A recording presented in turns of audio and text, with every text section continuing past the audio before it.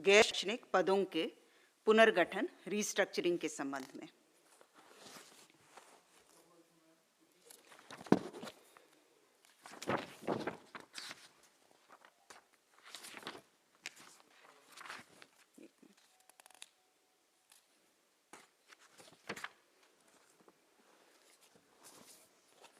इसके तहत आपका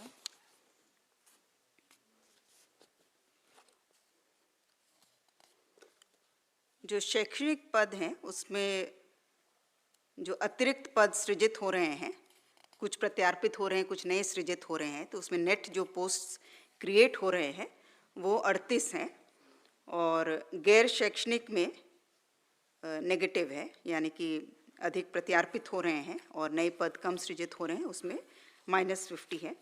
और दोनों मिला करके इसके तहत पदों के सृजन एवं प्रत्यार्पण के फलस्वरूप कुल 10,61,20,260 रुपये मात्र का अतिरिक्त वार्षिक भार अनुमानित है। और अलग से मल्टीटास्किंग स्टाफ जो हैं वो 56 अलग से लिए जाएंगे।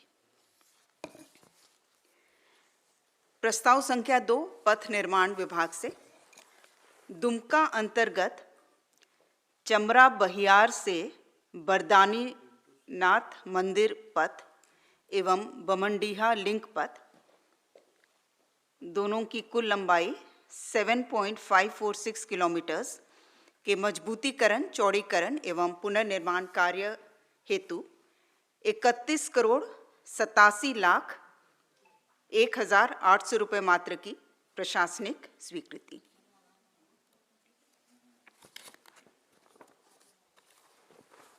प्रस्ताव संख्या 3 पथ निर्माण विभाग से जमशेदपुर अंतर्गत मानुसमुड़िया, बहरागोड़ा में मानुसमुड़िया से दारिशोल चौक यहाँ तक की कुल लंबाई है 10.27 किलोमीटर्स। इसके पुनर्निर्माण कार्य हेतु 41,24,71,800 रुपये मात्र की प्रशासनिक स्वीकृति।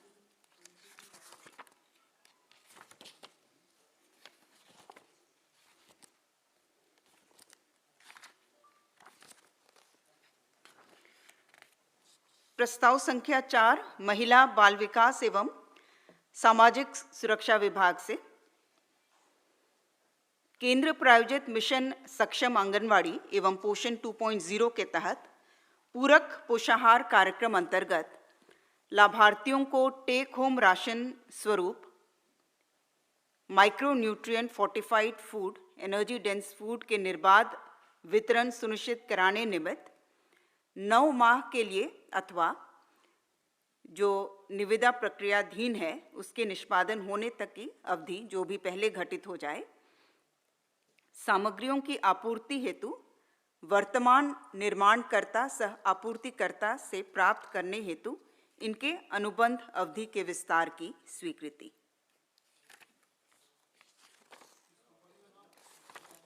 इसमें 3 हैं। मेसर्स इंटरलिंक फूड्स प्राधिकार limited, messrs Aditya flour mill एवं मेसर्स कोटा दाल मिल।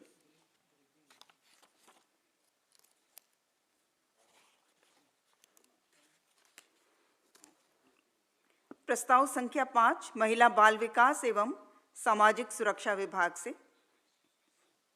मिशन वात्सल्य के अंतर्गत बाल कल्याण एवं संरक्षण समितियों के संचालन हेतु मार्गदर्शिका की स्वीकृति।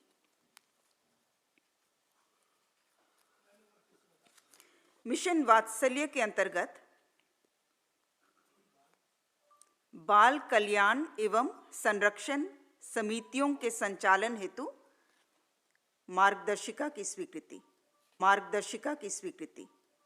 इसके तहत जो अलग अलग समितियां हैं, जिला स्तरीय और प्रखंड स्तरीय या जिला परिषद स्तरीय है, इन सभी के संचालन के लिए डिटेल्स गाइडलाइंस बनाए गए हैं।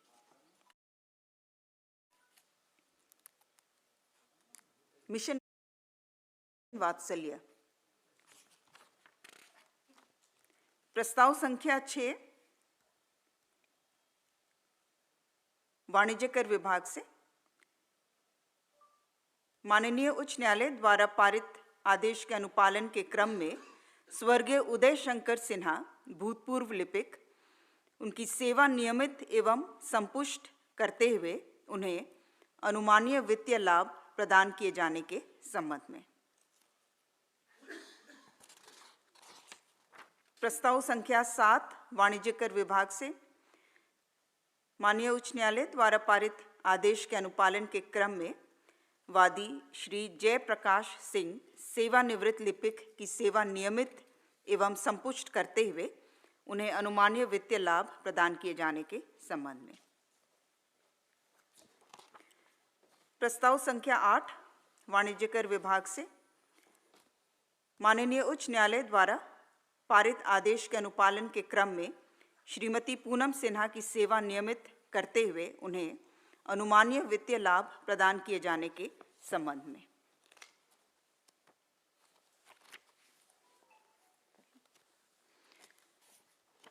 प्रस्ताव संख्या 9 पंचायती राज विभाग से पंचायत उपबंध अनुसूचित क्षेत्रों पर विस्तार झारखंड नियमावली 2025 के गठन के संबंध में। पंचायती राज सचिव इस संबंध में विस्तार से बताएंगे। सभी को जोहार। मनोज, सभी को जोहार। पंचायत उपबंध अधिनियम 1996 अनुसूचित क्षेत्रों पर विस्तार, जिसको सामान्यतः पेसा एक्ट के तौर पे जाना जाता है, और झारखंड पंचायती राज अधिनियम 2001 की धारा 131 की उपधारा 1 के अंतर्गत पंचायत उपबंध अनुसूचित क्षेत्रों का विस्तार झारखंड नियमावली, जिसको झारखंड पेसा रूल्स के तौर पे नॉर्मली हम लोग जानते हैं, उसके गठन की आज स्वीकृति दी गई है। इसमें हम लोगों ने पेसा अधिनियम के सभी प्रावधानों को समाहित करते हुए ये पेसा नियमावली का गठन किया है।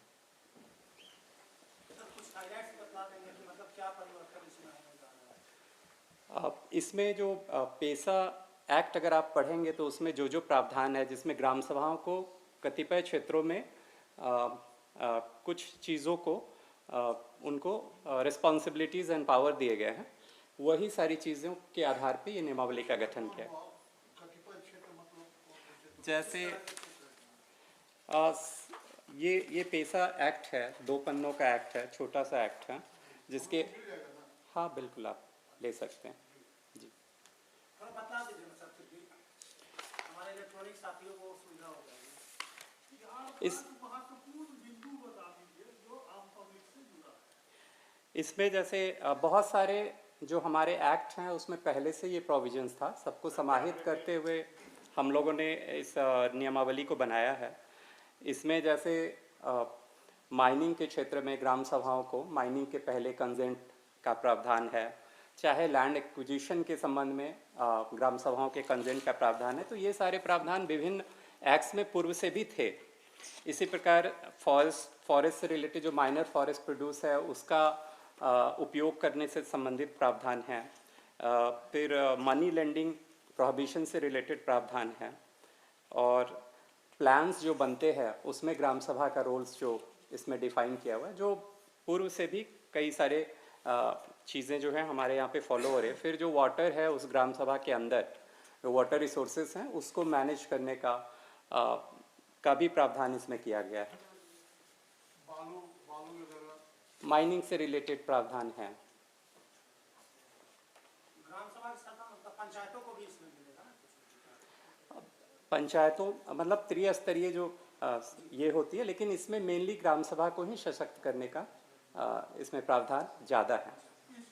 पैसे होंगे, वो पैसे पंचायतों को मतलब रेवेन्यू कौन कलेक्ट सर, ये हम लोग जानना चाहते हैं। इसमें सारी जो ये जो पेसा एक्ट है इसमें ग्राम सभाओं को ही, जो कि ट्रेडिशनल ग्राम सभाएं जो होती हैं, उनको अधिकतर अधिकार दिए गए हैं। सारी अधिकार सारे मोस्टली उनको दिए गए हैं। ट्रेडिशनल में ही जो ऊपर स्तर की संस्थाएं होती हैं उनको कुछ अधिकार हैं। ट्रेडिशनल ग्राम सभा में पंचायत में और जो अभी जो त्रिस्तरीय जो पंचायती राज व्यवस्था है उसमें कुछ अंतर आ रहा है क्या? उसमें नॉर्मली रेवेन्यू विलेजेस एक जैसे ही रहेंगे, बट जहाँ पर कुछ ऐसे समुदाय हैं जो डिफरेंट अपने पारंपरिक प्रथाएं उनकी अलग अलग अगर होंगी और जहाँ पे वो अलग अलग समुदाय के रूप में एग्जिस्ट करते होंगे, तो वहाँ पर कुछ जगहों पे इस तरह से ग्राम सभाएं ज़्यादा भी हो सकती है रेवेन्यू विलेजेस में। जैसे कोई उदाहरण? ये तो जब इसका प्रोसेस एक इसमें डिफाइन किया हुआ है कि सभी ग्राम सभाएं अपने ट्रेडिशंस को वो एक तरह से दस्तावेजीकरण करेगी और फिर सरकार को नोटिफाई करने के लिए भेजेगी थ्रू उपायुक्त।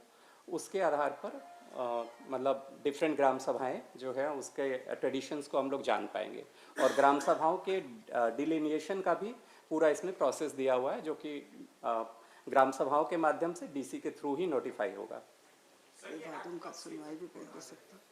ये जब नोटिफिकेशन होगा उसके बाद से। मतलब रेवेन्यू कलेक्शन ग्राम सभा करेगी और रेवेन्यू को खर्च भी ग्राम सभा ही करेगी। रेवेन्यू कलेक्शंस का ऐसा कोई डायरेक्ट इसमें तो प्रावधान नहीं है, लेकिन सर्टेन एरियाज जो हैं उसमें कंसेंट देने का और कुछ ग्राम सभा कोष की बात इसमें है, जिसमें कि ग्राम सभाएं उसको अपने उपयोग में ला सकती हैं। अच्छा, उन गाँवों में जो स्कूल और स्वास्थ्य केंद्र है उसको ग्राम सभा का क्या नियंत्रण है? उसमें जो प्रोविजंस मतलब उसमें जो फंक्शनरीज हैं उसको ग्रेजुअली जिस जिस उस पर उसका एक कंट्रोलिंग की बात इसमें की गई है।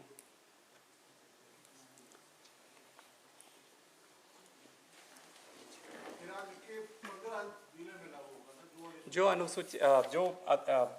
जो अनुसूचित क्षेत्र हैं उसी में ये लागू होता है, क्योंकि ये उसका नाम ही है extension of panchayat in scheduled area.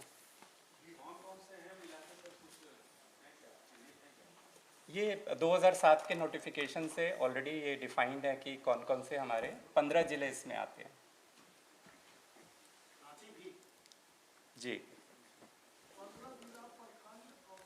हाँ, कुछ जिलों में 1-2 प्रखंड भी आते हैं, जैसे कुछ जिलों में 1-2 प्रखंड आते हैं। 13 जिले पूर्णतः उससे आच्छादित हैं और 1 या 2 जिलों में 1 प्रखंड या 2 प्रखंड इस तरह से भी हैं।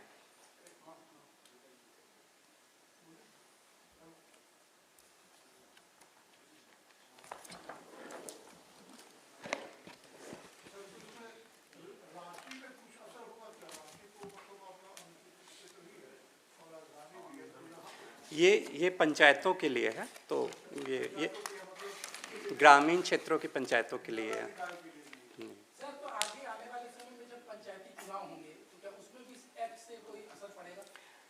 जेपीआरए में जो पंचायती प्रोविजंस थे वो ऑलरेडी पेसा कंप्लायंट्स थे, तो मतलब हमारे जो पहले से चुनाव हो रहे थे वो पेसा के प्रावधानों के तहत जो आरक्षण है वो ऑलरेडी इसमें इंक्लूडेड था, तो उस पर प्रत्यक्षता कोई अंतर नहीं पड़ेगा।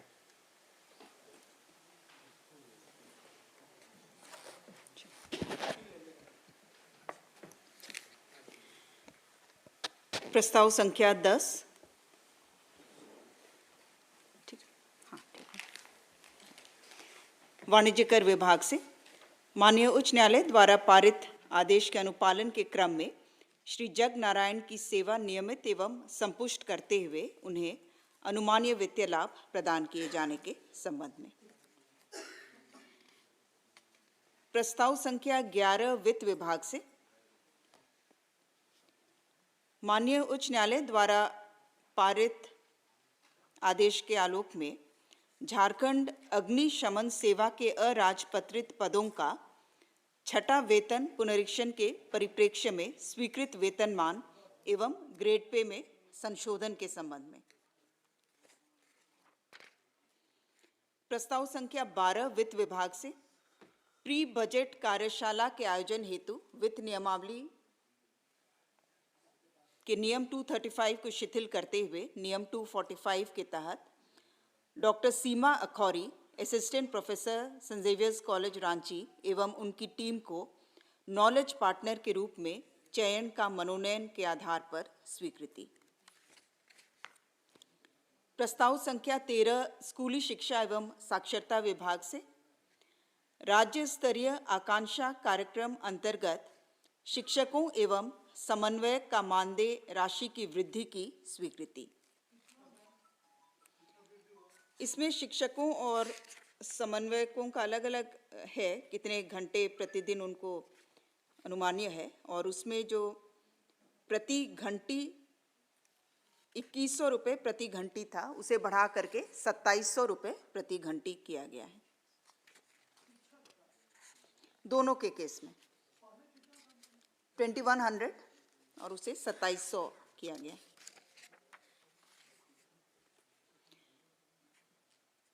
प्रस्ताव संख्या 14 स्कूली शिक्षा एवं साक्षरता विभाग से 21 कस्तूरबा गांधी बालिका विद्यालयों में छात्रावास निर्माण हेतु कुल 51,16,50,720 रुपये मात्र की लागत पर प्रशासनिक स्वीकृति। प्रस्ताव संख्या 15 स्वास्थ्य विभाग से डॉक्टर मिनी सिन्हा चिकित्सा पदाधिकारी सदर अस्पताल साहिबगंज को अनाधिकृत अनुपस्थिति के कारण सेवा से बर्खास्त करने के संबंध में।